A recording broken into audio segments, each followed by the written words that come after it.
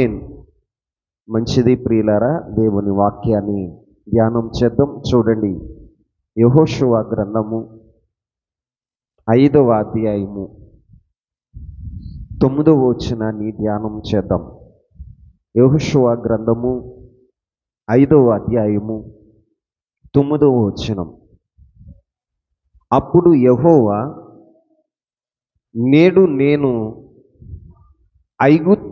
ఐగుప్తు అవమానమును మీ మీద నుండకుండా దొర్లించి వేసి ఉన్నానని యెహోషువతో అనెను. అందుచేత నేటి వరకు ఆ చోటికి గిల్గాలు అను పేరు. గిల్గాలు అనే మాటకు అర్థం ఏంటయ్యా అంటే దొర్లించి. గిల్గాలు అనే మాటకు అర్థం ఏంటంటే దొర్లించుట. ఈరోజు ప్రభు దేవాతి దేవుడైన యెహోవా యెహోషువతో చెప్తున్న మాట ఏమిటంటే, అప్పుడు యెహోవా, నేడు నేను ఐగుప్తు అవమానమును మీ మీద నుండకుండా దొర్లించి వేసి ఉన్నానని యెహోషువతో అనెను. ఎప్పుడు అన్నాడు? ఈ రోజున ప్రభు అంటున్నాడు, మీ అవమానమును దొర్లించి వేసి ఉన్నాను. ఆమేన్ చెప్పండి. ఈ రోజున ఈ ఆరాధనకు వచ్చిన మనతో ప్రభు చెప్పే మాట ఏమిటంటే, మన అవమానాన్ని ఆయన దొర్లించునుగాక. ఈ రోజున ఆయన మన అవమానాల్ని దొర్లించాలి అంటే మనం ఏం చేయాలి? అసలుకి ఒక మనిషికి అవమానం అనేది ఎందుకు కలుగుతుంది? ఒకని జీవితంలో అవమానం అనేది ఎందుకు కలుగుతుంది అని మనం పరిశీలన చేస్తే, సామెతల గ్రంథం 14వ అధ్యాయం 34వ వచనాన్ని ధ్యానం చేద్దాం. సామెతల గ్రంథం 34వ అధ్యాయం, క్షమించండి, సామెతల గ్రంథం 14వ అధ్యాయం 34వ వచనం.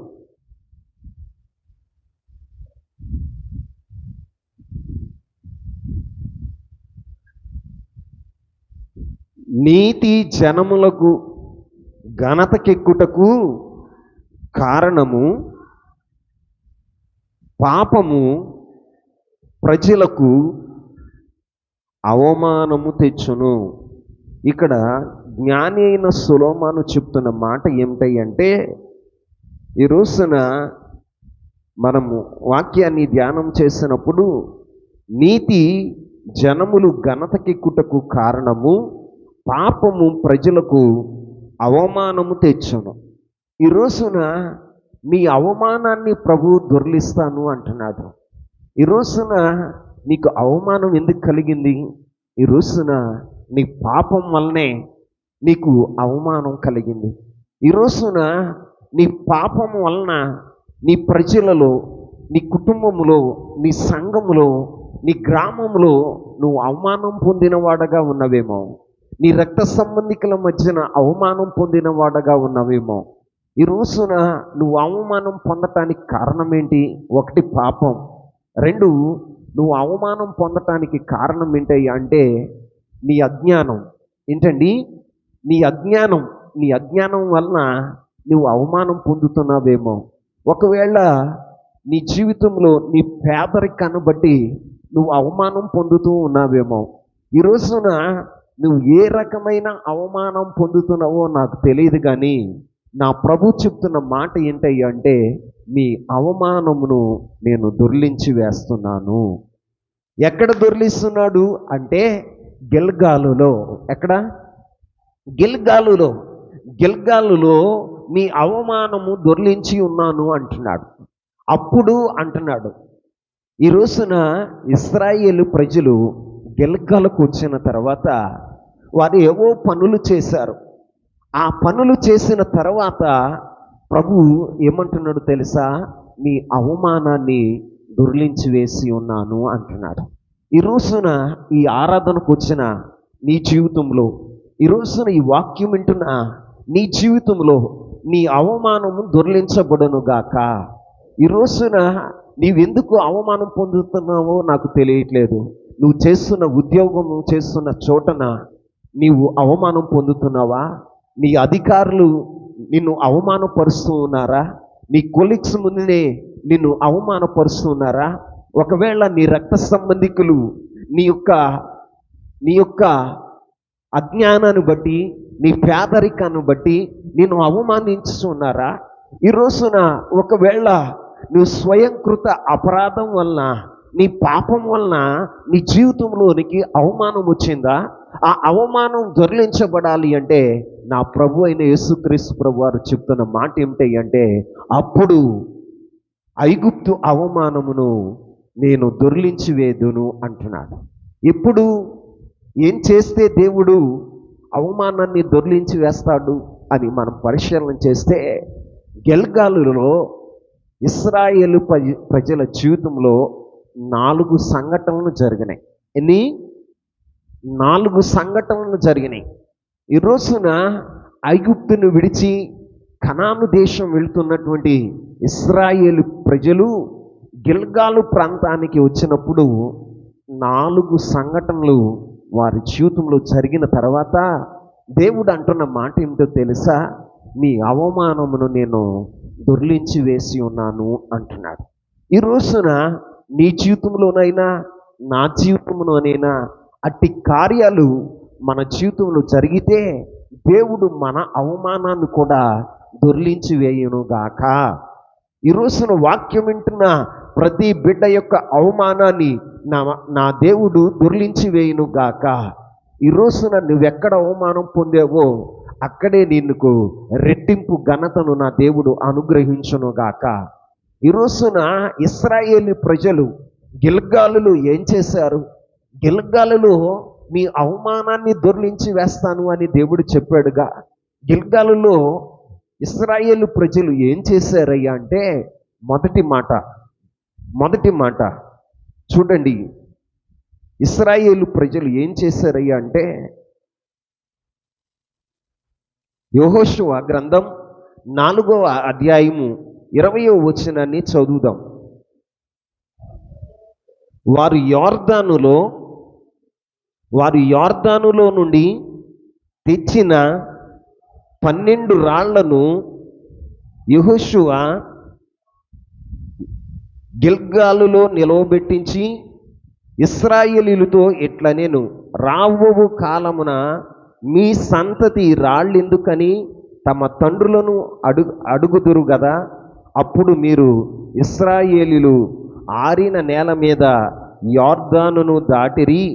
ఎట్లనగా యెహోవా బాహువు బలమైనదని భూనివాసులందరూ తెలుసుకొనుటకు మీరు ఎల్లప్పుడూ మీ దేవుడైన యెహోవాకు భయభక్తులు నిలుపుటకును, మేము దాటు వరకు మీ దేవుడైన యెహోవా తానే మా ఎదుట ఎర్ర సముద్రం ఎండజేసినట్లు మీరు దాటు వరకు మీ ఎదుట యోర్దాను నీళ్లను ఎండజేసనని చెప్పి ఈ సంగతి వారికి తెలియపరచెను.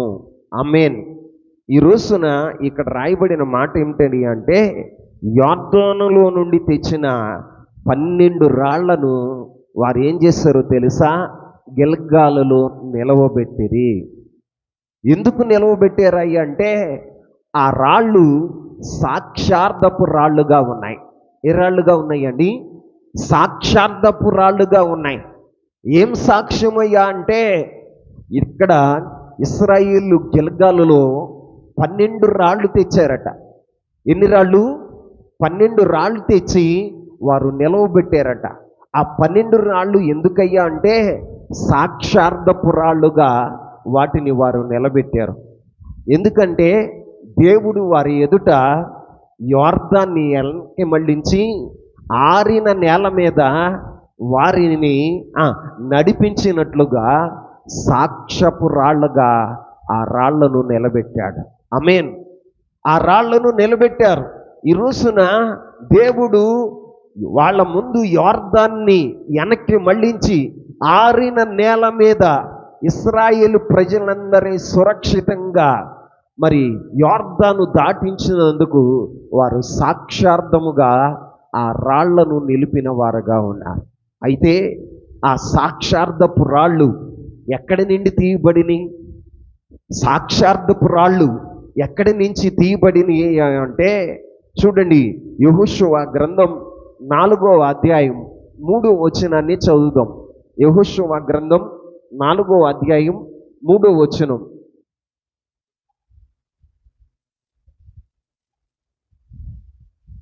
యాజకుల కాళ్ళు నిలిచిన స్థలమున యొర్దాను నడుమ నుండి 12 రాళ్లను తీసి వాటిని యువతలకు తెచ్చిరి. చూడండి, ఆ రాళ్ళు ఎక్కడి నుంచి తెచ్చారు అని పరిశీలన చేస్తే ఆ సాక్ష్యపు రాళ్ళు ఎక్కడివయ్యా అంటే యాజకులు కాళ్ళు నిలిచిన స్థలము నుండి తీయబడినవి, యొర్దానులో నుండి తీయబడినవి. ఆ రాళ్ళు ఎక్కడి నుంచి తీయబడినవి అంటే యాజకుల పాదములు నిలిచిన స్థలములో నుంచి తీయబడిన రాళ్ళే గిల్గాలులో సాక్ష్యపు రాళ్ళగా నిలిచినాయి. ఎలా నిలిచినాయి? సాక్ష్యపు రాళ్ళుగా నిలిచినాయి. ఈ రోజున దేవుని సన్నిధిలో ఉన్న మన జీవితంలో కూడా గిల్గాలు అనుభవానికి వచ్చిన మన జీవితంలో గిల్గాలులో మన అవమానం దొర్లించాలి అంటే మొదట మనం ఎలా ఉండాలో తెలుసా? సాక్ష్యపు రాళ్ళగా ఉండాలి. ఆమేన్ చెప్పండి. సాక్ష్యపు రాళ్ళగా ఉండాలి. రాబో తరం వారికి మనం ఎలా ఉండాలి అంటే సాక్ష్యపు రాళ్ళుగా ఉండాలి. ఈ రోజున ఈ సాక్ష్యపు రాళ్ళు ఎక్కడి నుండి తీయబడినవి అంటే యాజకుల పాదముల యొద్ద నుండి ఆ రాళ్ళు తీయబడినవి. యాజకులు కాళ్ళు నిలిచి ఉన్న స్థలము నుండి ఆ 12 రాళ్ళు తీయబడినవి. ఇశ్రాయేలు 12 గోత్రములకు ఒక్కొక్క గోత్రానికి ఒక్కొక్క గోత్రం చొప్పున ఒక్కొక్క రాయిని తీసుకొచ్చి ఆ యొక్క గిల్గాలులో వారు నిలబెట్టిన వారుగా ఉన్నారు. ఆ రాళ్ళు ఎందుకయ్యా అంటే సాక్ష్యపు రాళ్ళు. ఏ రాళ్ళండి?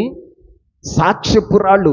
దేవుడు అద్భుతాన్ని చేసి తన బాహువును చాచి యొర్దాన్ని వెనక్కి మళ్ళించి ఇశ్రాయేలు ప్రజలను సురక్షితంగా యొర్దాను దాటించాడు అనటానికి సాక్ష్యపు రాళ్ళగా ఆ యొక్క రాళ్లను గిల్గాలులో నిలిపిరి. ఈ రోజున గిల్గాలులో ఏముండాలయ్యా అంటే సాక్ష్యపు రాళ్ళు ఉండాలి.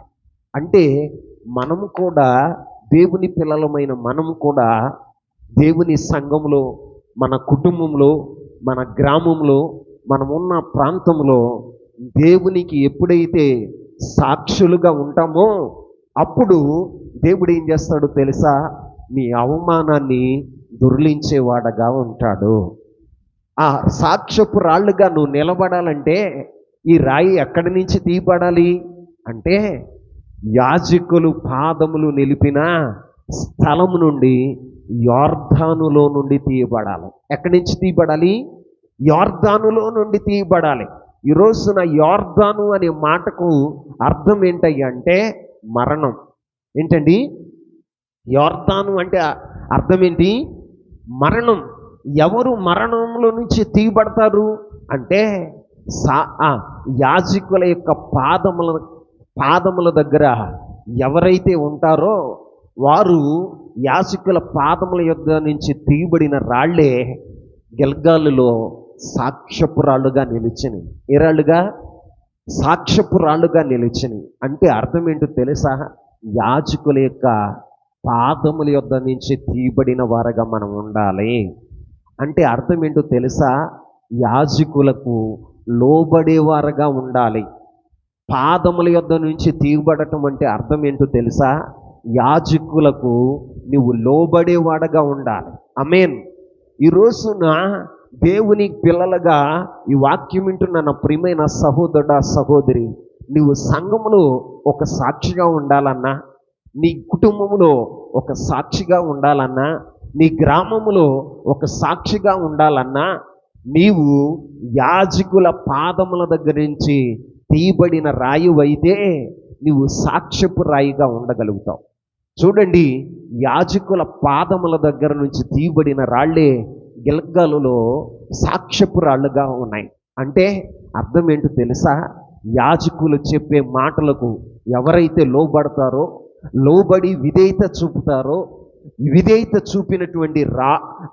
చూపిన వారు ఏమవుతారో తెలుసా? యాజకులు చెప్పే వాక్యానికి విధేయత చూపి ఆ వాక్యానుసారంగా ఎవరైతే వారి జీవితాలని కట్టుకుంటారో వారి జీవితం ఎలా ఉంటాయి అంటే, వారు యొర్దానులో నుండి తీయబడతారు. ఆమేన్ చెప్పండి. ఎక్కడి నుంచి తీయబడతారు? యొర్దానులో నుంచి, అంటే మరణములో నుంచి తీయబడతారు. ఈ రోజున నీ జీవితంలో అవమానం ఎందుకు కలిగిందయ్యా అంటే పాపం వలన. దేనివలన? పాపం వలన అవమానం కలిగింది. ఈ రోజున నీ అవమానం దొర్లిపోవాలంటే దైవజనులు చెప్పిన వాక్యాన్ని నీవు విని ఆ వాక్యానికి నువ్వు లోబడితే నువ్వేమవుతావు తెలుసా? యొర్దానులో నుంచి తీయబడతావు. ఆమేన్ చెప్పండి. యొర్దాను అంటే అర్థం ఏంటయ్యా అంటే మరణం. ఎవరైతే దైవ వాక్యాన్ని, దైవ శాఖలు చెప్తున్న దైవ వాక్యానికి లోబడి వారి జీవితాల్ని కట్టుకుంటారో వారు యొర్దానులో నుండి తీయబడతారు. అంటే మరణములో నుంచి వారు తీయబడి సాక్ష్యపు రాళ్ళుగా నిలబడతారు. ఈ రోజున ఒక మాట చెప్తాను వినండి. యొర్దానులో ఎన్నో రాళ్ళు ఉన్నాయా లేవా? యొర్దానులో అనేకమైన రాళ్ళు ఉన్నాయి. ఈ గ్రామంలో చాలా రాళ్ళు ఉన్నాయి. అంటే చాలామంది ఉన్నారు. అందరూ కూడా సాక్ష్యపు రాళ్ళుగా నిలబడలేరు. ఎవరు సాక్ష్యపు రాళ్ళుగా నిలబడతారయ్య అంటే దైవ సేవకులు చెప్తున్న వాక్యాన్ని శిరస్స వహిస్తారో, ఎవరైతే వాక్యానికి విధేయత చూపుతారో, వాక్యానుసారమైన జీవితాన్ని కలిగి వారు నడుచుకుంటారో వారు జీవితాలే సాక్ష్యపు రాళ్ళగా గిల్గాలులో నిలవబడతాయి. ఈ రోజున మీరు జ్ఞాపకం చేసుకోండి. యొర్దానులో యాజకుల కాళ్ళ దగ్గర నుంచి తీయబడి, యొర్దానులో అనేకమైన రాళ్ళు ఉన్నాయా లేవా? ఆ రాళ్ళన్నీ తీయబడలా. ఎక్కడి నుంచి రాళ్ళు తీశారయ్యా అంటే యాజకుల కాళ్ళ యొద్ద నుంచి. యాజకులు నిలిచి ఉన్న వారి ఆ కాళ్ళ దగ్గర నుంచి ఆ రాళ్ళు తీయబడినాయి. కాబట్టి యొర్దానులో నుంచి అవి వేరు చేయబడినాయి. కాబట్టి గిల్గాలులోను అవి నిలబెట్టబడినాయి. కాబట్టి అవి నేటి వరకు ఎలా ఉన్నాయో తెలుసా? సాక్ష్యపు రాళ్ళుగా ఉన్నాయి. ఈ రోజున ఏ వ్యక్తి అయితే, ఏ కుటుంబం అయితే, ఏ సంఘం అయితే దైవ వాక్యానికి, దేవునికి, దైవ సేవకునికి విధేయత చూపుతారో వారే సాక్ష్యపు రాళ్ళుగా సమాజంలో కనపడగలుగుతారు. రాబో తరం వారికి వారు ఎలా ఉంటారో తెలుసా? ఒక సాక్ష్యపు రాయిగా ఉంటారు. ఎలా ఉంటారండి? సాక్ష్యపు రాయిగా ఉంటారు. మరి నీవు వాక్యం వింటున్న నీ జీవితంలో దేవుని వాక్యానికి లోబడుతున్నావా? దైవజనుడికి లోబడుతున్నావా? ఇక్కడ చూడండి, యాజకుల కాళ్ళ దగ్గర నుంచి తీయబడిన రాళ్లే గిల్గాలులో సాక్ష్యపు రాళ్ళుగా నిలబడగలిగినవి. ఈ రోజున యొర్దానులో అనేకమైన రాళ్ళున్న యాజకుల పాదముల యొద్ద నుండి తీయబడిన రాళ్లే గిల్గాలులో సాక్ష్యపు రాళ్ళుగా ఉన్నాయి. ఈ రోజున లోకంలో ఎంతోమంది ఉండొచ్చు, సంఘంలో ఎంతోమంది ఉండొచ్చు, కుటుంబంలో ఎంతోమంది ఉండొచ్చు. ఎవరు సాక్షులుగా నిలబడతారయ్యి అంటే దైవజనుడు చెప్పే వాక్యానికి ఎవరైతే లోబడతారో, విధేయత చూపుతారో, దైవజనులకి విధేయత చూపిన వారే సాక్ష్యపు రాళ్ళగా నిలబడగలుగుతారు. ఈ రోజున నీవు దైవజనుడికి నువ్వు లోబడకపోతే, విధేయత చూపకపోతే, దేవునికి విధేయత చూపకపోతే, దేవుని వాక్యానికి విధేయత చూపకపోతే నువ్వు సాక్ష్యపు రాయిగా నిలబడలేవు. ఈ రోజున ఎవరైతే విధేయులవుతారో వారే సాక్ష్యపు రాళ్ళుగా నిలబడతారు. వాక్యం వింటున్న నీ జీవితంలో వినువాడుగా ఉండి మోసపోతున్నావా? వాక్యముని విని దాన్ని అనుసరించి రాబో తరం వారికి సాక్ష్యపు రాయిగా నువ్వు నిలబడుతున్నావా? ఒక్కసారి జ్ఞాపకం చేసుకో. నీవు లోబడుట వలన దేవుడు ఏం చేస్తాడో తెలుసా? లోబడిన వారికే దేవుడట నిత్య రక్షణ కలగచేస్తాడు. ఏ రక్షణ? అందరూ చెప్పండి. నిత్య రక్షణ. హెబ్రీయులకు రాసిన పత్రిక 5వ అధ్యాయం 10వ వచనాన్ని చూద్దాం. హెబ్రీయులకు రాసిన పత్రిక 5వ అధ్యాయం 10వ వచనం.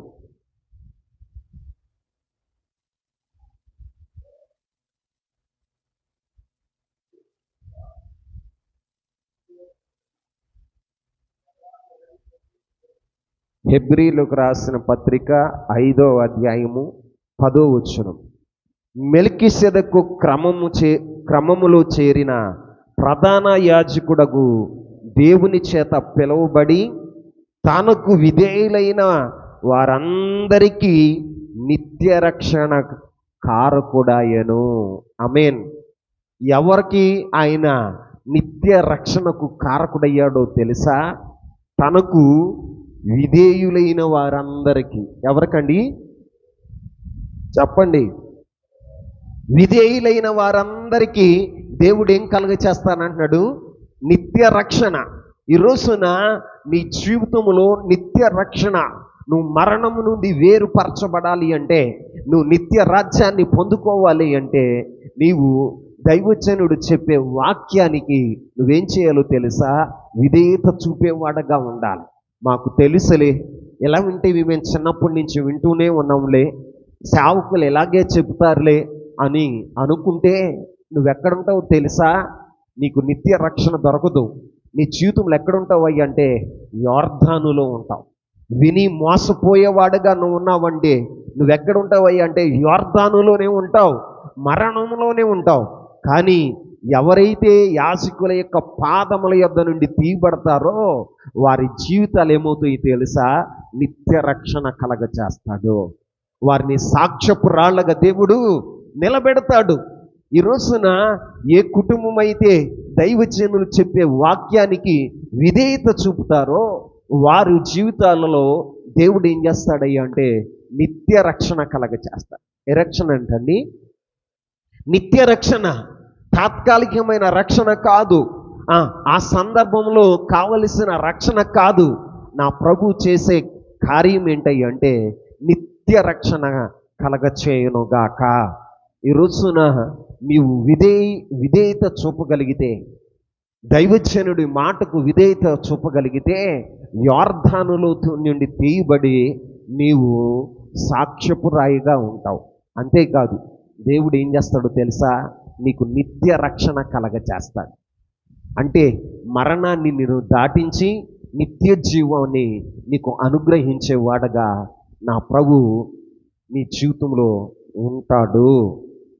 ఆమేన్ చెప్పండి. ఈ రోజున మరి మనము దేవుని వాక్యానికి ఎంత విధేయత చూపుతున్నాం?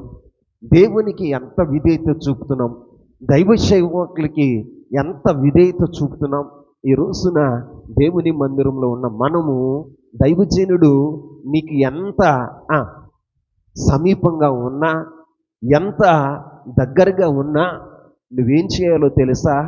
దైవజనుడి మాటకు విధేయత చూపేవాడగా ఉండాలి. నాతోనే ఉంటున్నాడుగా, ఇదిగో నాకు సన్నిహితంగా ఉంటున్నాడుగా, నాతో ఎక్కడికే అంటే అక్కడికి వస్తున్నాడుగా అని నీవు దైవజనుడి మాటను తిరస్కరించేవాడగా ఉండకూడదు. గర్వంగా నువ్వు ఉండకూడదు. గర్వాన్ని వెళ్ళపుచ్చేవాడగా నీవు ఉండకూడదు. దేవుని సన్నిధిలో వాక్యం వింటున్న నా ప్రియమైన సహోదరుడా, సహోదరి, నీ జీవితంలో నువ్వు ఎలా ఉండాలి అంటే దైవజనుడు చెప్పే వాక్యానికి నువ్వు విధేయత చూపాలి. దైవజనుడు మాటకు విధేయత చూపిన రాళ్లే గిల్గాలులో ఏమైనాయో తెలుసా? సాక్ష్యపు రాళ్ళగా ఉన్నాయి. అంతేకాదు విధేయత చూపిన వారికే దేవుడు ఏం కలగచేస్తానంటున్నాడు తెలుసా? నిత్య రక్షణ. ఏంటండి? నిత్య రక్షణ. మేము చూపమయ్యా, విధేయత చూపం, మేము అవిధేయులుగానే ఉంటాం, మా ఇష్టానుసారంగానే మేము నడుస్తాం, మా యొక్క సొంత చిత్తాన్ని మేము నెరవేరుస్తాం, నా హృదయంలో ఏదనిపిస్తే అదే నేను చేస్తాను, నా మనసుకి ఏది నచ్చితే అదే చేస్తాను, నేను దైవజనుడు మాట వినను, దేవుని వాక్యాన్ని వినను, దేవుని వాక్యాన్ని వినను, దేవునికి లోబడను, దేవునికి విధేయత చూపను అంటే దేవుడు అంటాడు అవిధేయులైన వారిని విశ్రాంతిలో ప్రవేశింపదు అని ఆయన వాగ్దానం చేశాడట. ఎవరైతే అవిధేయులుగా ఉంటారో, విధేయత చూపకుండా అవిధేయులుగా ఉంటారో వారట విశ్రాంతిలో ప్రవేశించరట. దేంట్లో ప్రవేశించరు? చెప్పండి. విశ్రాంతిలో ప్రవేశించరు. వారు నిత్య జీవం పొందుకోరు. విశ్రాంతి అంటే ఏంటి? విశ్రాంతి అంటే ఏంటండి? లాజరస్ చనిపోయి ఎక్కడికి వెళ్ళాడు తెలుసా? పరదేశికి వెళ్ళాడు. అక్కడ ఆయన ఏం పొందాడు? క్రీస్తు నందుండి మృతులైన మృతులు ధన్యులు, వారు ప్రయాసలు మాని విశ్రాంతిలో ఉంటారు. ఎక్కడుంటారంట? విశ్రాంతిలో ఉంటారు. అంటే పరలోకములో ఉంటారు. వారి జీవితాల్లో నిత్య రాజ్యములో వారు విశ్రాంతిని పొందేవారుగా ఉంటారు. ఎవరైతే అవిధేయులుగా ఉంటారో, విధేయత చూపని వారుగా ఉంటారో వారి జీవితాలట ఎలా ఉంటాయి చూడండి. మీకు వాక్యంలోనే చూపిస్తాను. హెబ్రీలకు రాసిన పత్రిక 3వ అధ్యాయం 18వ వచనం. తన విశ్రాంతిలో ప్రవేశించారని ఎవరిని గూర్చి ప్రమాణము చేసెను? అవిధేయులైన వారి గూర్చియే గదా. కాగా వారు అవిశ్వాసం చేతనే వారు ప్రవేశింపలేకపోయిరని గ్రహించుచున్నాము. ఇక్కడ దేవుడు ఒక ప్రమాణం చేశాడట. ఆయన చేసిన ప్రమాణం ఏంటో తెలుసా? ఆయన చేసిన ప్రమాణం ఏంటి? తన విశ్రాంతిలో ప్రవేశించరని ఎవరిని గురించి ప్రమాణం చేశాను? అవిధేయులైన వారిని గూర్చిగా. ఎవరంట? అవిధేయులైన వారు ఎక్కడికి వెళ్ళరు? విశ్రాంతిలో ప్రవేశించరు. ఈ రోజున దేవుని మందిరానికి వస్తున్న నీ జీవితంలో అవిధేయుడుగా అవిధేయురాలుగా ఉన్నావు అనుకో, వాక్యాన్ని విన్నట్టుగానే నటించావు అనుకో, దేవుని వాక్యం వింటున్న నీ జీవితంలో దేవుని వాక్యానుసారమైన జీవితం నీ జీవితంలో లేకపోతే దేవుడు అంటున్నాడు అవిధేయులైన వారు విశ్రాంతిలో ప్రవేశించరని. ఆయన ఏం చేస్తున్నాడు తెలుసా? ప్రమాణం చేస్తున్నాడట. ఏం చేస్తున్నాడని? ప్రమాణం చేస్తున్నాడట. అందుకని మనం ఏం చేయాలి అంటే విధేయులయ్యేవారుగా ఉండాలి. ఎలా ఉండాలి? మన ప్రభు అయిన యేసుక్రీస్తు ప్రభువారు కూడా తండ్రి అయిన దేవునికి విధేయత చూపాడు. ఒకరోజు తండ్రి అయిన దేవుడు కుమారుడైన యేసుక్రీస్తు ప్రభువారిని పిలిచి, నైనా సర్వలోకాన్ని రక్షించాలనుకుంటున్నాను. ఆ సర్వలోకము రక్షించబడాలి అంటే నువ్వు భూమి మీదకి వెళ్ళి సిలువ మరణం పొందాలి. ఈ రోజున నీవు భూమి మీదకి వెళ్ళాలి అని యేసుక్రీస్తు ప్రభువారికి తండ్రి అయిన దేవుడు చెప్తే యేసయ్య తండ్రికి విధేయత చూపాడట. ఎంతగా విధేయత చూపాడు అంటే ఆయన సిలువ మరణం పొందే అంతగా విధేయత చూపాడట. ఆమేన్. ఎంత విధేయత చూపాడు? సిలువ మరణం పొందే అంత విధేయత చూపాడు. మరి ఈ రోజున వాక్యం వింటున్న నీ జీవితంలో నీవు విధేయత చూపగలుగుతున్నావా? నీవు విధేయత చూపగలుగుతున్నావా?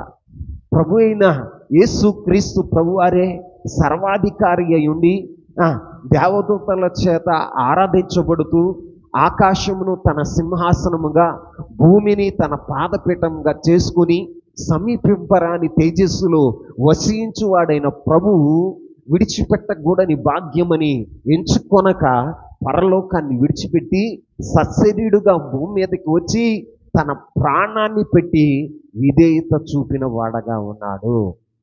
ఆమేన్ చెప్పండి. అంత విధేయత చూపాడు. మరి ఆయన ఆరాధిస్తున్న మన జీవితంలో, ఆయనను అనుసరిస్తున్న మన జీవితంలో మనము ఎంత విధేయత చూపాలి? ఈ రోజున విధేయత వలనే మనకి ఏం దొరుకుతుందో తెలుసా? విశ్రాంతి. అవిధేయులమైతే విశ్రాంతిలో ప్రవేశించాం. అవిధేయులమైతే దేవుడు నిత్య రక్షణ మనకి కలగచేయడు. ఈ రోజున విధేయులైన వారికే ఆయన ఏం చేస్తాడో తెలుసా? నిత్య రక్షణ అనుగ్రహించి వారి జీవితంలో, విధేయులైన వారి జీవితంలో ఏం చేస్తాడు? ఇంకొక మాట చెప్తా. అపోస్తల కార్యాలు 5వ అధ్యాయము, అపోస్తల కార్యాలు 5వ అధ్యాయము 32వ వచనాన్ని చూడండి. మేమును దేవుడు తనకు విధేయులైన వారికి అనుగ్రహించిన పరిశుద్ధాత్మయు ఈ సంగతులకు సాక్షులమై ఉన్నామని చెప్పిరి. ఆమేన్ చెప్పండి. దేవునికి విధేయులైన వారికి ఏమనుగ్రహించబడుతుందో తెలుసా? పరిశుద్ధాత్మ. చెప్పండి. పరిశుద్ధాత్మ అనుగ్రహించబడుతుంది. ఆ పరిశుద్ధాత్మను పొందినప్పుడే నీవేం చేస్తావో తెలుసా? పాప మరణ నియమాల నుండి విడిపించబడతావు. అప్పటి వరకు నీవు పాప మరణముల నుంచి విడిపించబడవు. ఒక రోజున పౌలు భక్తుడు అంటాడు, నేను మేలు చేయాలనుకుంటున్నాను కానీ కీడే చేస్తున్నాను. ఏం చేస్తున్నాను అంటున్నాడండి? కీడే చేస్తున్నాను. దానికి కారణం ఏంటయ్యా అంటే ఈ శరీరంలో పాప నియమం ఉందట. ఏ నియమం? పాప నియమం ఉంది. అప్పుడు ఆయన ప్రార్థన చేస్తున్నాడు, దేవా ఈ శరీరంలో ఉన్న ఈ పాప నియమం నుంచి నన్ను ఎవడు విడిపిస్తాడు అని దేవుని సన్నిధిలో ప్రార్థించినప్పుడు అపుస్తుడైన పౌలు పరిశుద్ధాత్మను పొందుకున్నాడట. ఏం పొందుకున్నాడని? పరిశుద్ధాత్మను పొందుకుంటే ఆ పరిశుద్ధాత్మ ఏం చేసిందో తెలుసా? పౌలు గారిని పాప మరణ నియమాల నుండి విడిపించింది. ఆమేన్ చెప్పండి. పాప మరణ నియమాల నుండి విడిపించింది. ఈ రోజున నీ జీవితంలో కూడా ఆ పరిశుద్ధాత్ముడు చేసే పని ఏంటంటే పాప మరణ నియమాల నుండి విడిపించేవాడగా ఉంటాడు. అందుకే నువ్వేం పొందాలో తెలుసా? పరిశుద్ధాత్మను పొందాలి.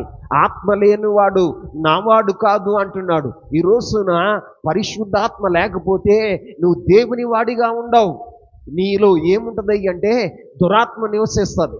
ఈ దురాత్మ నివసించి నిన్నేం చేస్తుంది అంటే దేవునికి విరోధమైన కార్యాలు చేపించేదిగా ఉంటుంది. అందుకే రక్షణ పొందిన ప్రతి బిడ్డ ఏం పొందాలో తెలుసా? పరిశుద్ధాత్మను పొందుకోవాలి.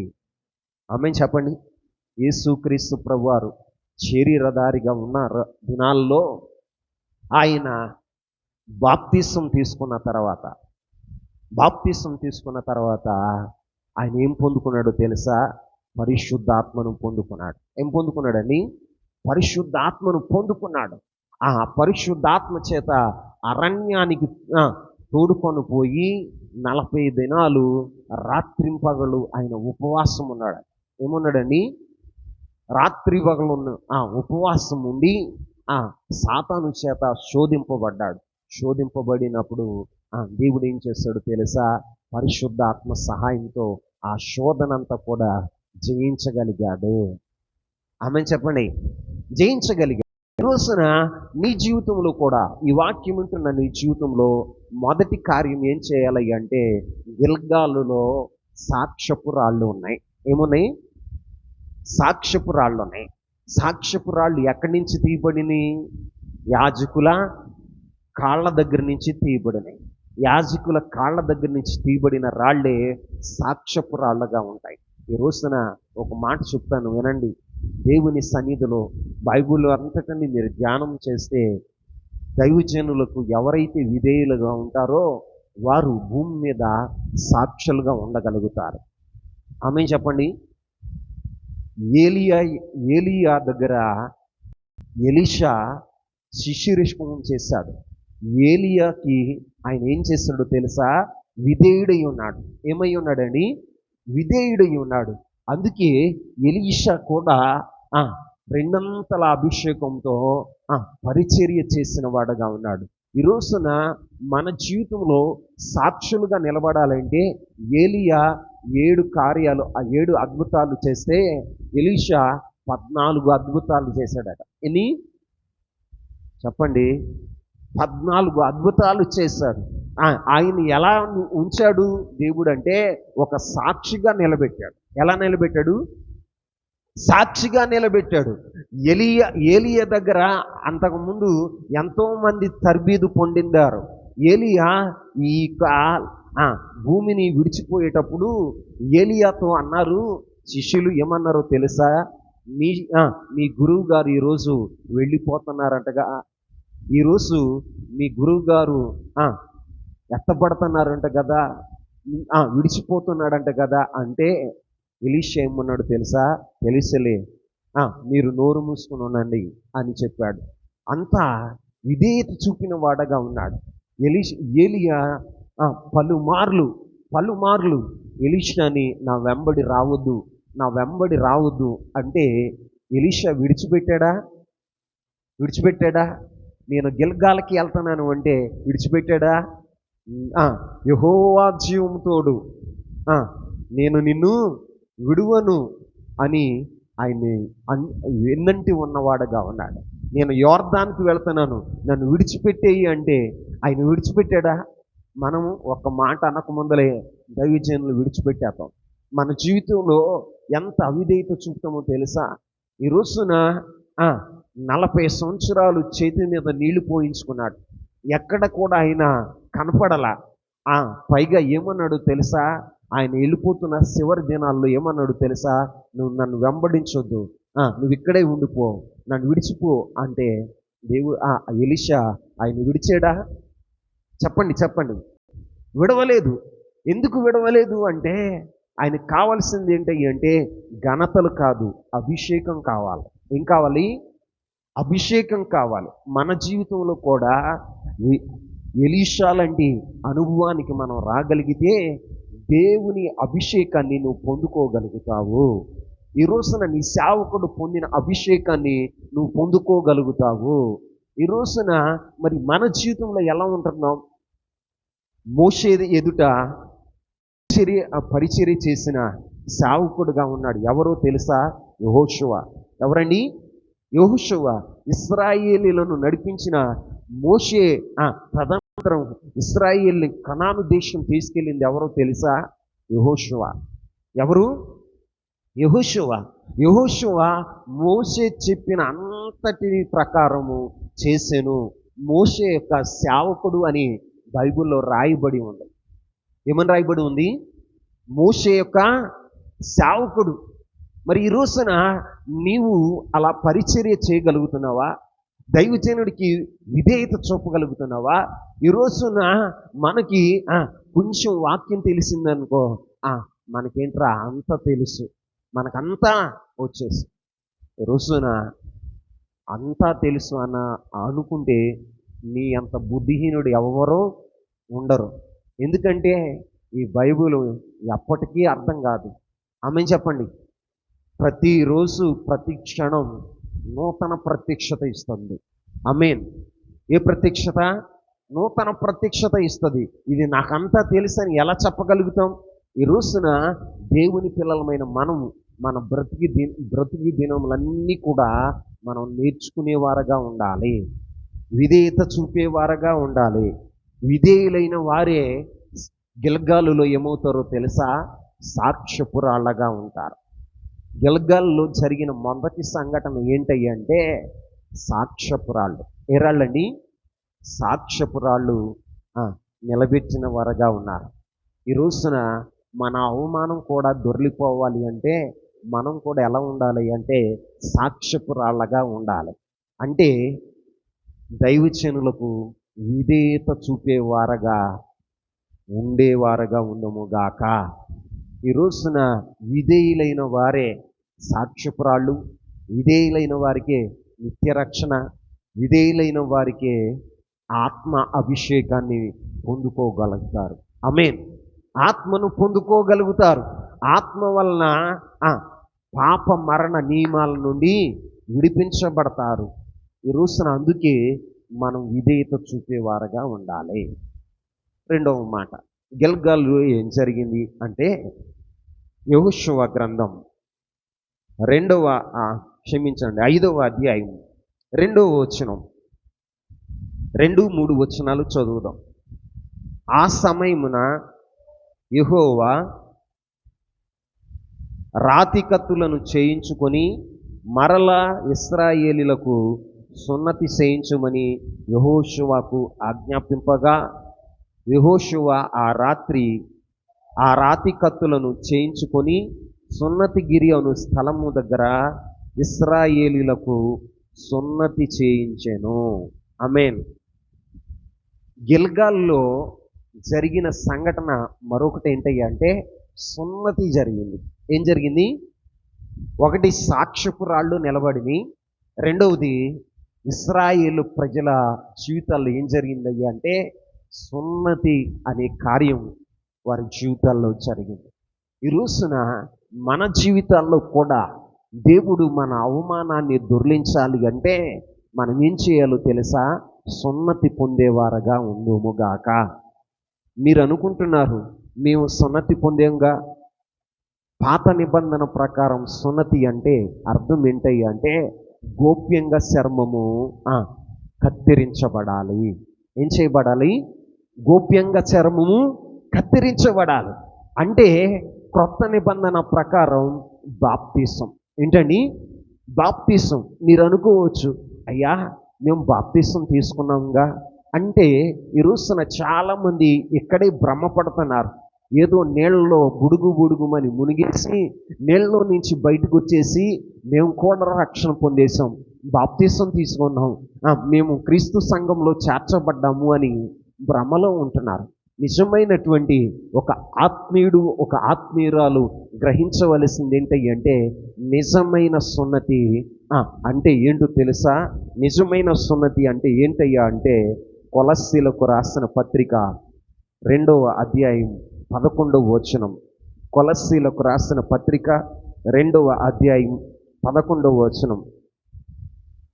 మీరును క్రీస్తు సున్నతి యందు శరీరేచ్ఛలతో కూడిన స్వభావమును విసర్జించి ఆయన యందు చేతులతో చేయబడిన సున్నతి పొందితిరి. ఆమేన్. ఒక నిజమైన ఆత్మీయుడు సున్నతి పొందడం అంటే అర్థం ఏంటో తెలుసా? శరీరేచ్ఛలతో కూడిన స్వభావాన్ని విసర్జించాలి. ఆమేన్ చెప్పండి. శరీరేచ్ఛలతో కూడిన స్వభావాన్ని విసర్జించాలి. ఈ శరీరంలో ఏం రేగుతాయి? శరీరంలో శరీరేచ్ఛలు అంటే కామ కోద మద మాచార్యాలు ఈ శరీరంలో రేగుతాయి. ఈ శరీరంలో ఏమి రేగుతాయి అంటే ఇచ్చలు. శరీరేచ్ఛలతో కూడిన ఇచ్చలను మనం ఏం చేయాలో తెలుసా? విసర్జించేవారుగా ఉండాలి.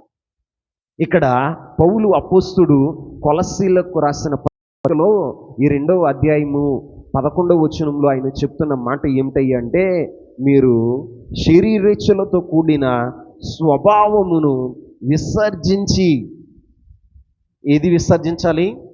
శరీరేచ్ఛలతో కూడిన స్వభావం.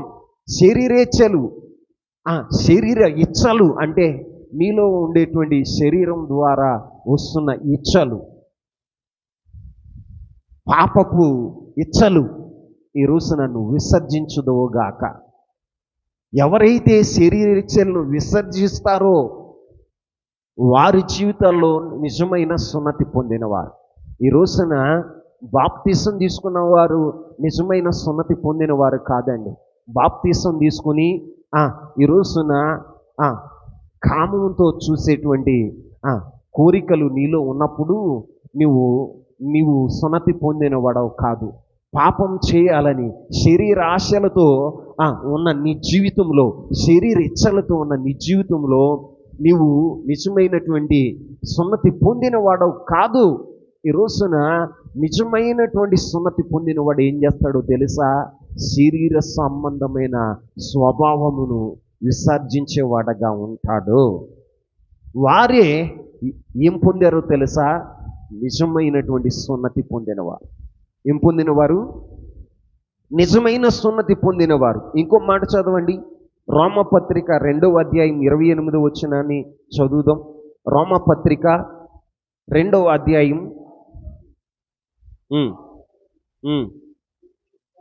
బాహ్యమునకు యూదుడైన వాడు యూదుడు కాడు, శరీరమందు బాహ్యమైన సున్నతి కాదు, అయితే అంతరంగమందు యూదుడైన వాడు మరియు సున్నతి హృదయ సంబంధమైనదై ఆత్మయందు జరుగునదే గాని అక్షరము వలన కలుగునది కాదు. అట్టి వానికి మెప్పు మనుషుల వలన కలుగదు, దేవుని వలనే కలుగును. ఆమేన్. ఎవరి వలన కలుగుతుందండి? దేవుని వలనే మెప్పు కలుగుతుందట. ఎవరికి? బాహ్య సంబంధమైన యూదుడు కాదు. శరీరమందు బాహ్యమైన సున్నతి కాదు.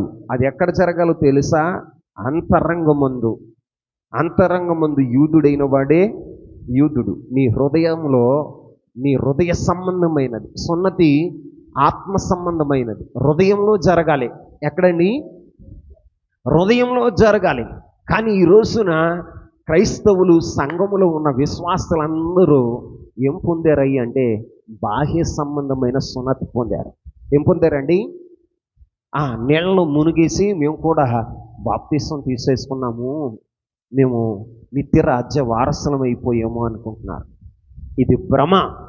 ఈ రోజున నిజంగా నీలో సున్నతి జరిగింది అంటే నువ్వు శరీర సంబంధమైన స్వభావాన్ని విసర్జిస్తావు. రెండోది, నీ హృదయములో ఆత్మ సంబంధమైన కార్యం జరుగుతుంది. నీ హృదయంలో ఏం జరుగుతుందో తెలుసా? ఆత్మ సంబంధమైన కార్యం. హృదయం ఏమవుతుందో తెలుసా? శుద్ధీకరించబడుతుంది.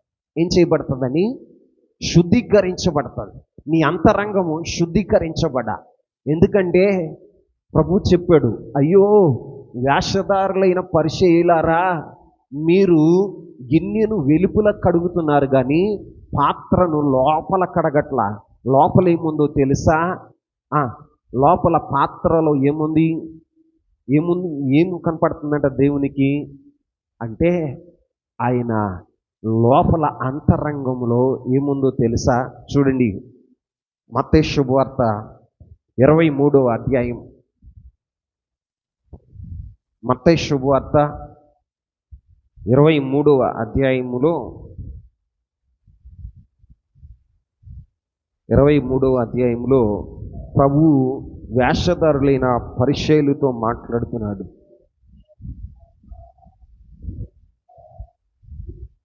25వ వచనం, అయ్యో వేషధారులైన పరిసయ్యులారా, శాస్త్రులారా, పరిసయ్యులారా, మీ గిన్నెలు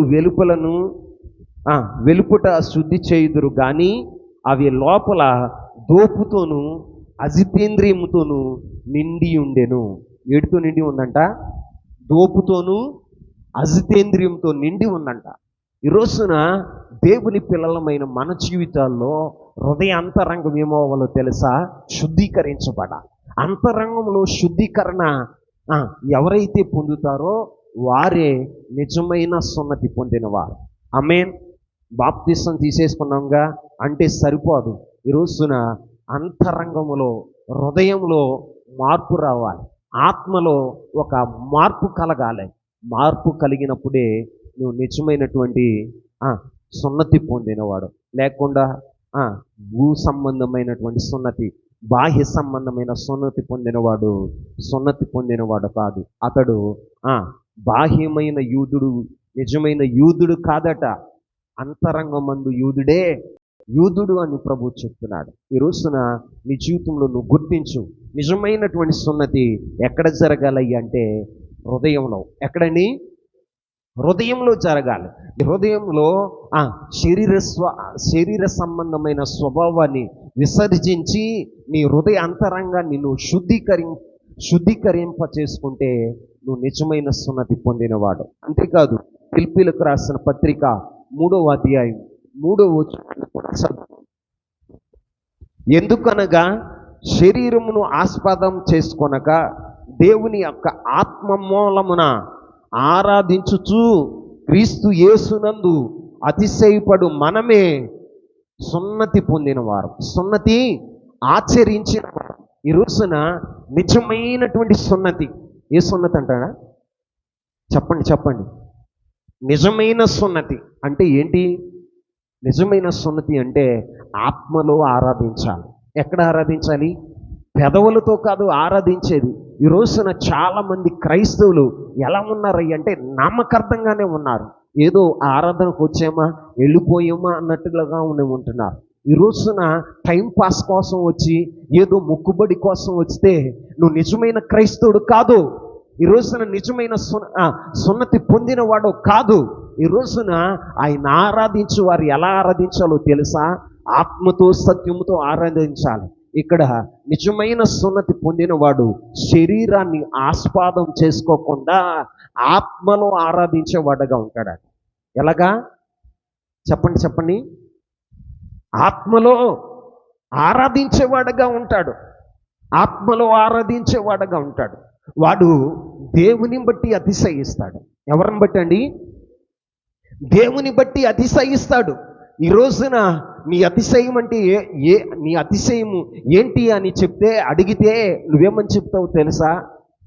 నా ఉద్యోగాన్ని బట్టి నేను అతిశయిస్తున్నానండి, నా భర్తను బట్టి నేను అతిశయిస్తున్నానండి, నా భార్యను బట్టి నేను అతిశయిస్తున్నానండి, నా సౌందర్యాన్ని బట్టి నేను అతిశయిస్తున్నానండి, నాకు కలిగినటువంటి సమృద్ధిని బట్టి అతిశయిస్తున్నానండి అని నువ్వు చెప్తావు. కానీ నిజమైన క్రైస్తవుడు దేన్ని బట్టి అతిశయిస్తాడై అంటే ప్రభు అయిన యేసుక్రీస్తుని బట్టి అతిశయించువాడుగా ఉంటాడు. ఆమేన్ చెప్పండి. ప్రభు అయిన యేసుక్రీస్తుని బట్టి అతిశయిస్తాడు. నీ అతిశయం ఎవరై ఉండాలి అంటే యేసుక్రీస్తు ప్రభు వారై ఉండాలి. ఎవరండి? మరి నీ జీవితంలో యేసయ్యేనా అతిశయం? యేసయ్యేనా? ఈ రోజున దేవుని సన్నిధిలో ఆరాధిస్తున్న మనం ఆత్మలో ఆరాధించాలి. ఎక్కడ? ఈ మాటలు మీకు అర్థం కావు. ఎందుకనంటే చక్కగా కవ్విస్తూ నవ్విస్తూ చెప్తే మీకు సంతోషం కలుగుతుంది. ఏయో కల్పన కథలు 4 చెప్తే సంతోషంగా బాగా చెప్పారు అయ్యగారు అనుకుంటా. కానీ ప్రియులరా, ఆత్మవేదంతో చెప్తున్న మాటలు దేవుడు అంతరంగాన్ని చూస్తాడు. దేన్ని చూస్తాడండి? అంతరంగంలో ఆత్మలో మనం ఆరాధిస్తున్నామా, పెదవులతో ఆరాధిస్తున్నామా? రోజున ఇశ్రాయేలు ప్రజల గురించి ప్రభు అన్న మాట ఏంటో తెలుసా? వారు పెదవులతో ఆరాధిస్తున్నారు, కానీ వారి హృదయములు చాలా దూరంగా ఉన్నాయి. ఎక్కడున్నాయంట? చాలా దూరంగా ఉన్నాయట. నిజంగా దేవుని పిల్లలమైన మన జీవితాల్లో ఆత్మలో ఆరాధించగలిగితే మన అతిశయము ఎవరయ్యా అంటే ప్రభు అయిన యేసుక్రీస్తే. ఎవరండి? ప్రభు అయిన యేసుక్రీస్తే. ఈ రోజున నీ అతిశయం, నీ బలం, ఈ రోజున అన్నీ కూడా ప్రభువే. ఈ రోజున నీ అతిశయం ఏంటి అంటే నువ్వేమంటావు? లోకంలో ఉన్న పదవి, లోకంలో ఉన్న నీ స్థితిని చూసుకుని నువ్వు అతిశయిస్తావు. కానీ నేను చెప్తున్నాను, నా అతిశయం ఏంటో తెలుసా? నా ప్రభు అయిన యేసుక్రీస్తు ప్రభువారే. ఆమేన్. నా ప్రభు అయిన యేసుక్రీస్తు ప్రభువారే. నా జీవిత ఆధారం ఆయనే. ఈ రోజున నా బలము ఆయనే, నా ధైర్యము ఆయనే. ఆయన బట్టి నేను ఏం చేస్తున్నాను తెలుసా? అతిశయించేవాడగా ఉంటున్నా. ఏం చేస్తున్నా? అతిశయించేవాడగాను. ఆయనే నాకు ఈ భూమి మీద స్వాస్థ్యం అంటే ఆయననే నేను స్వాస్థ్యంగా కలిగి ఉన్నాను. ఈ లోకంలో ఆస్తులు అంతస్తులు కాదు, ఆయనే నా స్వాస్థ్యం. ఆమేన్ చెప్పండి. ఈ రోజున కొంతమంది అనుకుంటారు, భూ సంబంధమైన వ్యక్తులు ఏమనుకుంటారు తెలుసా? అరే ఆ సంఘానికి వెళ్ళావు, ఏం బాగుపడ్డావు? బాగుపడతాం అంటే ఏంటి? ఆత్మలో మనము బాగుపడాలి. ఎక్కడ? ఆత్మలో బాగుపడాలి, ఆత్మలో ఆనందించాలి, ఆత్మలో అతిశయించాలి, ఆత్మానుసారమైన ఆరాధన చేయాలి. మరి ఈ రోజున కొంతమంది ఏమనుకుంటున్నారు తెలుసా? సంఘానికి వచ్చేతే కోట్లు కలిసి వచ్చేయాలి. ఏం కలిసి వచ్చేయాలి? అయ్యి అన్ని జనుల కోరికలు. ఎవరి కోరికలండి? అన్ని జనుల కోరికలు. ఆత్మీయుల కోరికలు కాదు. నిజమైన ఆత్మీయుడు ఎక్కడ ఆనందిస్తాడు తెలుసా? ఆత్మలో. ఎక్కడండి? ఆత్మలో ఆరాధించేవాడుగా ఉంటాడు. వాడి అతిశయం ఏంటి అంటే ప్రభు అయిన యేసుక్రీస్తు ప్రభువారు. ఆయన్నే దేవుడిగా కలిగి ఉండటం అతిశయం. ఆయనే నాకు ప్రభు అయి ఉండటం, ఆయనే నాకు ఆధారమై ఉండటం, ఆయనే నాకు అతిశయమని మనం చెప్పుకోగలగాలి. ఈ రోజున మనం చెప్పుకుంటున్నామా? మన జీవితంలో నిజమైన సున్నతి అంటే ఏంటి? నీళ్ళలో మునిగిపోవటం, బాప్తిసం అనుకుంటున్నారు. కానీ నిజమైన బాప్తిసం ఏంటి అంటే శరీర సంబంధమైన స్వభావాన్ని విసర్జించాలి. రెండవది, మన హృదయ అంతరంగంలో మార్పు చెందాలి. ఆత్మ సంబంధమైన వ్యక్తులుగా మనం ఉండాలి. మూడవది, మనము ఆత్మలో ఆరాధించాలి. ఎక్కడ? ఆత్మలో ఆరాధించే వారే నిజమైనటువంటి సున్నతి పొందిన వారు. ఈ రోజున ఏదో పైకి బాప్తీసం తీసుకున్నవాడు నిజంగా సున్నతి పొందినవాడు కాదండి. అందుకే ప్రభువు చెప్తున్నాడు, గిల్గాలులో ఏం జరగాలో తెలుసా? సున్నతి జరగాలి. ఏం జరగాలి? సున్నతి జరగాలంటే గిల్గాలు అనుభవానికి వచ్చిన నీ జీవితంలో ఏం చేయాలో తెలుసా? శరీర సంబంధమైన స్వభావాన్ని విసర్జించుదో గాక, నీ జీవితంలో ఆత్మలో ఆరాధించుదో గాక, హృదయ అంతరంగము శుద్ధీకరించబడును గాక. రోజున ఒకటి ఏం నిలబడినయో తెలుసా? గిల్గాలులో సాక్ష్యపురాళ్ళు. రెండు ఏం జరిగింది? సున్నతి. ఏం జరిగింది? గిల్గాలులో ఏం జరిగింది? సున్నతి. అది ఎక్కడ? నిజమైన సున్నతి హృదయ అంతరంగంలో జరిగారు. అలా జరిగితే దేవుడు ఏం చేస్తాడు తెలుసా? నీ అవమానాన్ని దొర్లించేవాడుగా ఉంటాడు. ఎలా ఉంటాడు? అవమానాన్ని దొర్లించేవాడుగా ఉంటాడు. ఇంకో మాట చెప్పనా? చూడండి,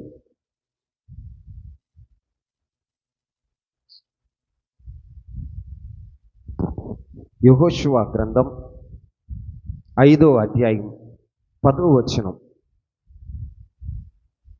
ఇశ్రాయేలు గిల్గాలులో దిగి ఆ నెల 14వ తేదీన సాయంకాలమున యెరికో మైదానములో పస్కా పండుగను ఆచరించిరి.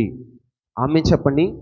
ఇశ్రాయేలు గిల్గాలులో చేసిన మూడవ పని ఏంటి అంటే పస్కా ఆచరించారు. ఏం ఆచరించారు? పస్కా ఆచరించారు. పస్కా ఆచరించడం అంటే పస్కా, మొట్టమొదటి పస్కా ఎక్కడ జరిగిందో తెలుసా? ఐగుప్తులో. ఎక్కడండి? ఐగుప్తులో. ఇశ్రాయేలు ప్రజలు ఐగుప్తును విడిచేటప్పుడు ఆ రాత్రి ఏం చేశారంటే ఒక గొర్రె పిల్లను వధించి దాని రక్తమును ద్వారబంధముల మీద పూసుకొని ఆ రోజున ఆ గొర్రె పిల్లను చేదు కూరలతో వారు భుజించారు. ఆమె చెప్పండి. ఏ కూరలతో? చేదు కూరలతో భుజించారు. ఈ రోజున అప్పుడు ఆ గొర్రెపిల్ల రక్తం చేత ఇశ్రాయేలు ప్రజలు ఏం చేశారో తెలుసా? ఐగుప్తు బానిసత్వం నుండి విడుదల పొందారు. ఏం పొందారండి? విడుదల పొందారు. వారి జీవితంలో నిర్గమం జరిగింది. అంటే విడుదల కలిగింది. ఈ రోజున నీ జీవితంలో కూడా అవమానం దొర్లించబడాలి అంటే నీ జీవితంలో కూడా ఏం జరగాలో తెలుసా? పస్కా అనుభవం నీ జీవితంలో జరగాలి. పస్కా అనుభవం అంటే ఏంటి? అప్పుడు పాత నిబంధన ప్రకారం ఒక గొర్రెపిల్ల వధించబడింది. ఏం వధించబడింది? గొర్రెపిల్ల వధించబడింది. కానీ క్రొత్త నిబంధన ప్రకారం ఆ గొర్రెపిల్ల ఏంటి అంటే ప్రభు అయిన యేసుక్రీస్తు ప్రభువారే నీ కొరకు నా కొరకు కలువరి సిలువలో ప్రాణం పెట్టిన వాడగా ఉన్నాడు. అందుకని యోహాను భక్తుడు యేసయ్యను గురించి ఒక మాట చెప్పాడు. యోహాను శుభవార్త 1వ అధ్యాయం 29వ వచనంలో, యోహాను శుభవార్త 1వ అధ్యాయం 29వ వచనంలో ఒక మాట చెప్పాడు. చూడండి, యోహాను యేసు తన యొద్దకు రాగా చూసి, ఇదిగో లోక పాపములను మోసుకొను దేవుని గొర్రెపిల్ల. ఎవరి గొర్రెపిల్ల? ఈ గొర్రెపిల్ల ఏం చేసిందో తెలుసా? లోక పాపములను మోసుకొని పోయింది. సిలువ మీదకి మోసుకొని పోయిన గొర్రెపిల్లగా ఉన్నాడు యేసుక్రీస్తు ప్రభువారు. యేసుక్రీస్తు ప్రభువారి యొక్క రక్తము వలన మన పాపములకు ప్రాయశ్చిత్తం కలిగింది. మనము పాపముల నుండి విడుదల పొంది మనం పరిశుద్ధులము అయ్యాము ఈ రోజున. అందుకనే మన జీవితంలో ఏం జరగాలి అంటే యేసయ్య రక్తాన్ని మన మీద ప్రోక్షించబడును గాక. ఆ రోజు వారు పస్కాను భుజించారు. మనం ఏం చేయాలో తెలుసా? యేసయ్యను భుజించాలి. ఎవరిని భుజించాలి? యేసయ్య ఎవరు? లోక పాపములను మోసుకొని పోయే దేవుని గొర్రె పిల్ల అయి ఉన్నాడు. ఆ గొర్రె పిల్లను మనం భుజించాలి. ఆ గొర్రె పిల్లను భుజించాలి అంటే మనం ఏం చేయాలి అంటే మనము ప్రభు బల్ల ఆరాధనలో పాల్గొవాలి. ఆమేన్. ఏం పనులు? ఎక్కడ? ప్రభు బల్లారాధనలో పాలు పంపులు పొందాలి. ప్రభు బల్లారాధనలో పాలు పంపులు పొందేటప్పుడు మనం ఏం చేయాలో తెలుసా? మనల్ని మనము పరీక్షించుకునే వారుగా ఉండాలి.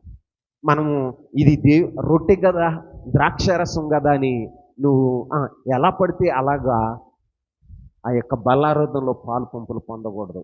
దేవుని పిల్లలమైన మనం మన అంతరంగంలోనికి చూసుకుంటూ మనల్ని మనం పరీక్ష చేసుకుని ఆయన శరీరాన్ని, ఆయన రక్తాన్ని భుజించిన వారుగా ఉండాలి. పస్కా ఆచరించడం అంటే అర్థం ఏంటో తెలుసా? మనల్ని మనం పరీక్షించుకోవటం. మనల్ని మనము పరీక్షించుకుని ఆయనను మనం భుజించేవారుగా ఉండాలి. చూడండి, పౌలు భక్తుడంటూ కొరింథీయులకు రాసిన మొదటి పత్రిక 11వ అధ్యాయం 28వ వచనంలో ఆ మాట చెప్తాడు. 11వ అధ్యాయం 28వ వచనం. కాబట్టి ప్రతి మనుష్యుడు తన్ను పరీక్షించవలెను, అలాగూ చేసి ఆ రొట్టెను తిని ఆ పాత్రలో నుండి తాగవలెను.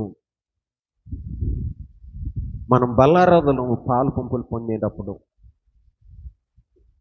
యేసయ్య శరీరాన్ని తాకటానికి, యేసయ్య రక్తాన్ని తాకటానికి యోగ్యులమా కాదా అని మనం పరీక్షించుకోవాలి.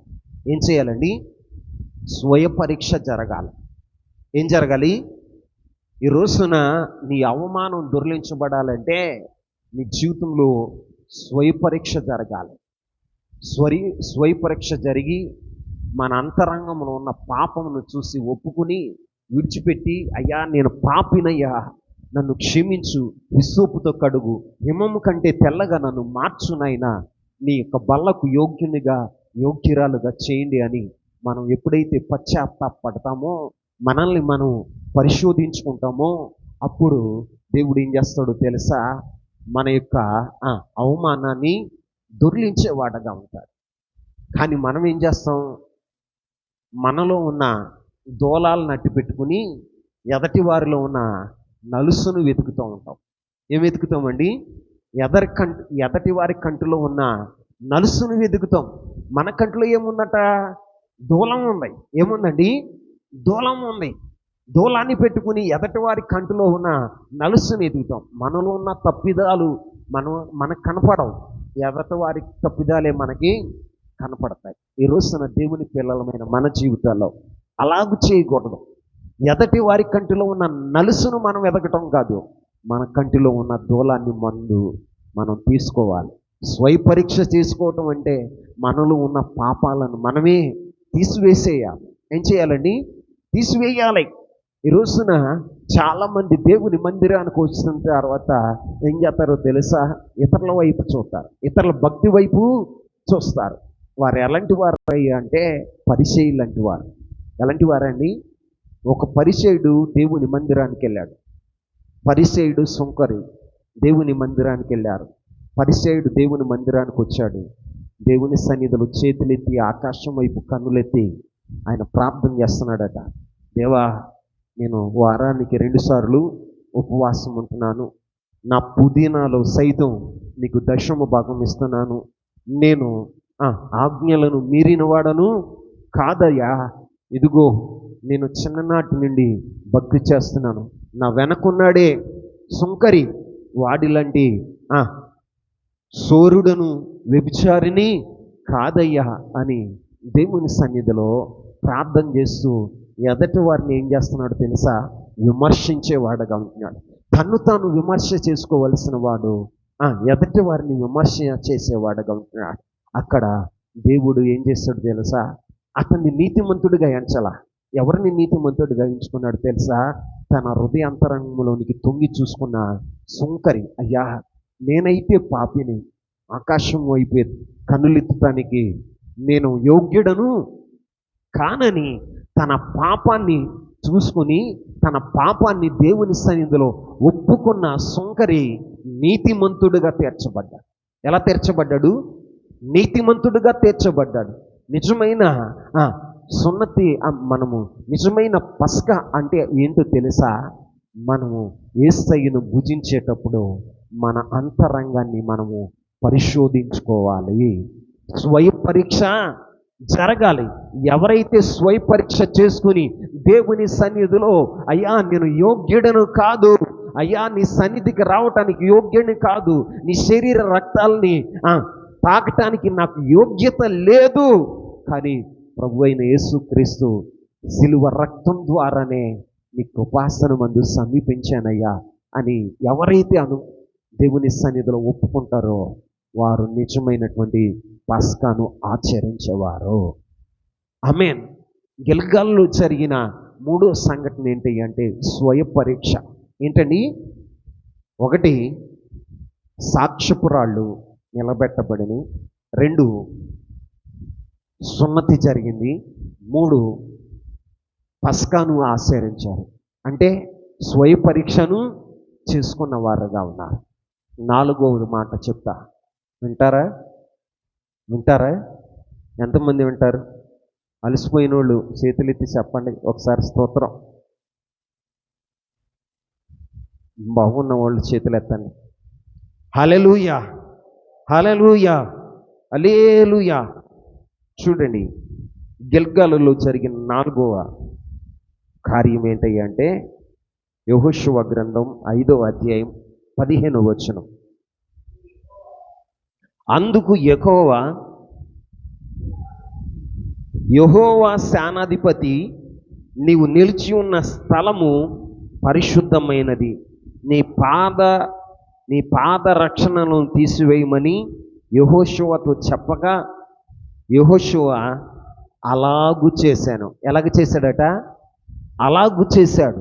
యెహోవా సేనాధిపతి, నీవు నుంచున్న స్థలం పరిశుద్ధమైనది అని యెహోషువతో చెప్తే, యెహోషువతో చెప్పిన మాట ఏంటో తెలుసా?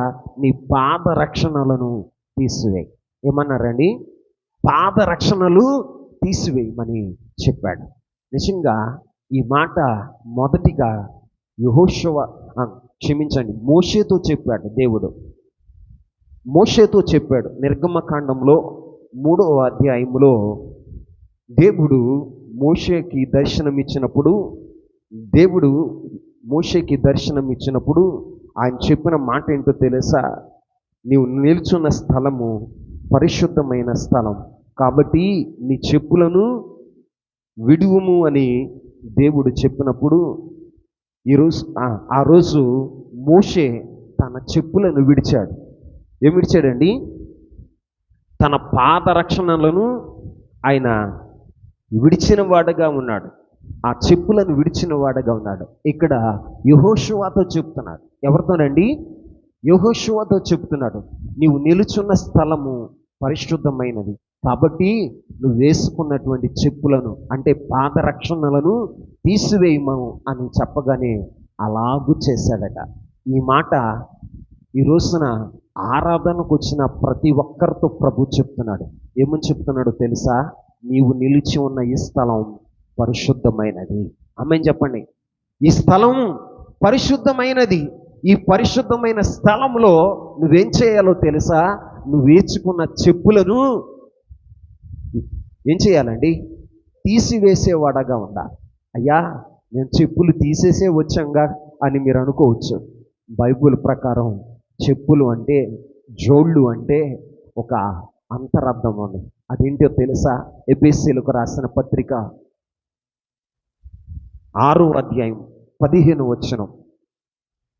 ఎఫెసీయులకు రాసిన పత్రిక 6వ అధ్యాయం 15వ వచనం.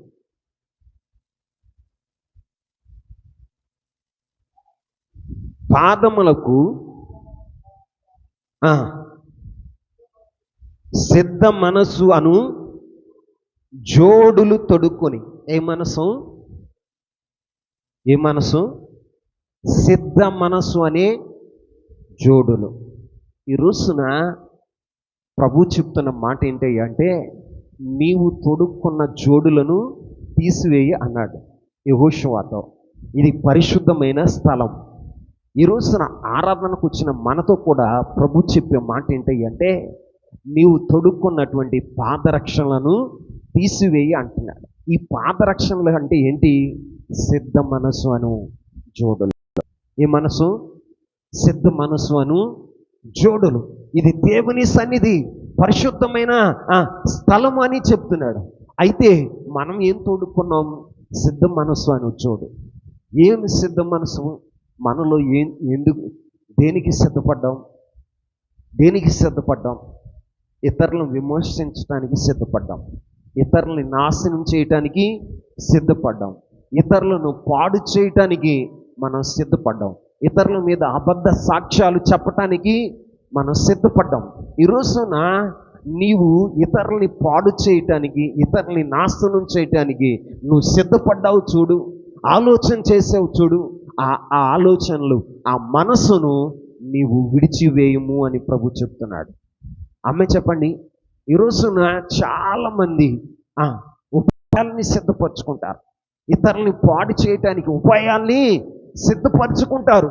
ఈ రోజున దేవుని సన్నిధికి వచ్చిన నీ జీవితంలో నా ప్రభు చెప్తున్నాడు, ఇతరుల మీద, ఇతరులను ఏం చేయాలని, ఇతరులకి నష్టం చేయాలని నువ్వు సిద్ధపడ్డావు చూడు, ఇతరులను హతమార్చాలని నువ్వు సిద్ధపడ్డావు చూడు, ఇతరులని, కుటుంబాలను పాడు చేయాలని సిద్ధపడ్డావు చూడు, ఇతరుల్ని అవమానించాలని సిద్ధపడిన ఆ మనసును నువ్వేం చేయాలో తెలుసా?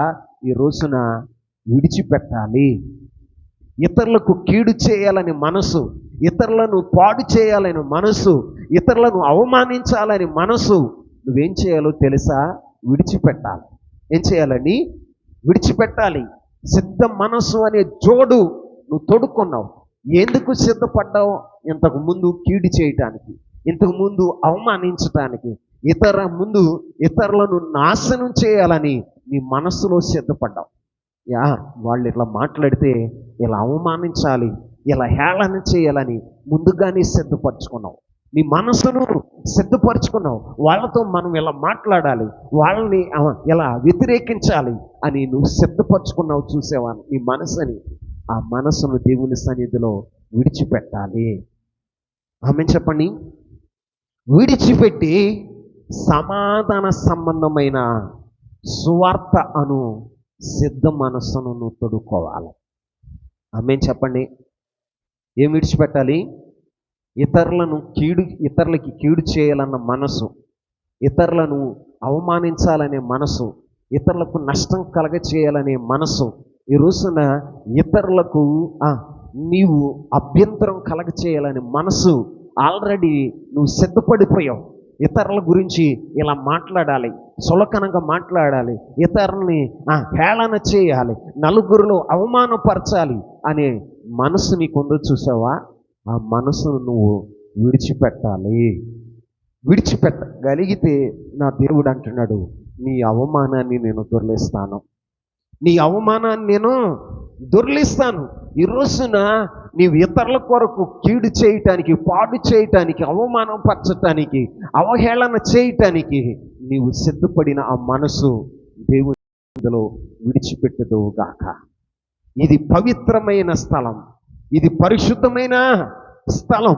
ఈ స్థలంకి వచ్చిన నీవు నీ మనసులో సిద్ధపడిన ఆ సిద్ధ మనసు ఇతరులకు నష్టం కలగచేయాలి, కీడు కలగచేయాలని, ఇతరులకు బాధ పెట్టాలనే మనసును నువ్వు విడిచిపెట్టదుగాక.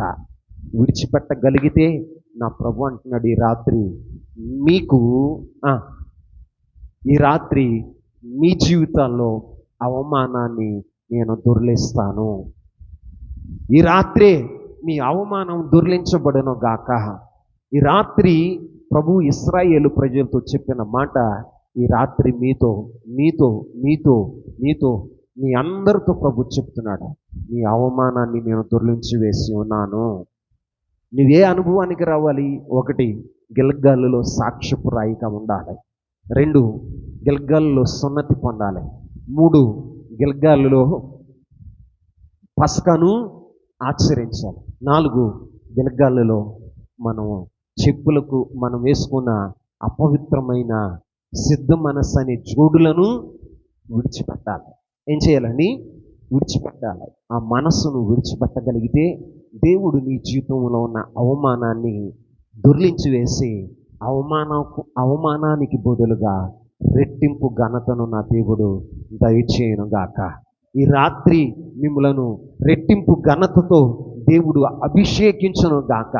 నిశ్చయంగా నీ జీవితంలో ఈ 4 కార్యాలు నువ్వు చేయగలిగితే నా దేవుడు ఇప్పుడే ఆయన పని ప్రారంభించి ముగించి ఉన్నాడు.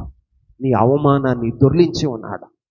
ఈ రోజు నుంచి నీ జీవితంలో రెట్టింపు ఘనత కలగబోతున్నాయి. నువ్వు నమ్మితే నీ జీవితంలో దేవుని మహిమను చూస్తావు. విశ్వసించిన వారి జీవితంలో అది జరుగును గాక. అట్టి కృప పరిశుద్ధాత్మ దేవుడు మనందరికీ దయచేయను గాక. మోకరించండి, ప్రార్థన చేద్దాం. మోకరించండి, ప్రార్థన చేద్దాం. ప్రభు చెప్పాడు, నీ అవమానాన్ని దొర్లిస్తాను అని, నీ అవమానాన్ని దొర్లిస్తాను అని వాగ్దానం చేసిన దేవుడు ఎంత